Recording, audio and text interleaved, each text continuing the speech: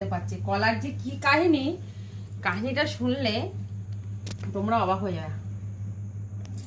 আর কি কি এনেছে, কি নিয়ে বসেছে এরকম করে? উপোস করে এত খাবার কে খায়? আমার তো মনে হচ্ছে কালকে থেকে আমাকে উপোস করতে হবে। উপোস করলে এরকম করে মিষ্টির বিয়ে নিয়ে বসেছে, ওদিকে দেখো সব নিয়ে বসেছে গোল করে।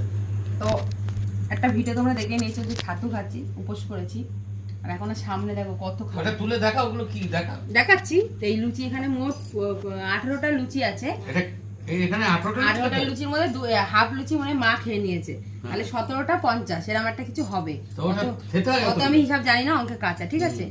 আর এখানে আছে ছোলার ডাল, এখানেও আছে ছোলার ডাল, এখানে আছে মৌচাক বলা হয়তো না, কি জানি জানি মৌচাক বলে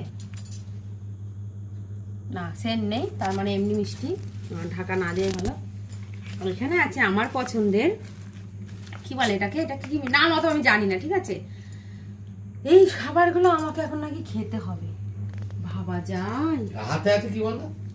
ও এটা তো কলা না গো বন্ধুরা, এগুলো আমার নয়, এটা হচ্ছে বাবির খাবার, এটা হচ্ছে আমার ছেলের বাবার, ওদের জন্য লুচি আর ছোলার ডাল করে দিয়েছি।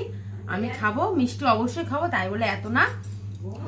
এই যে কলা একটা খেয়ে নিয়েছি, এখান থেকে একটা খেয়ে নিয়েছি, ঠিক আছে।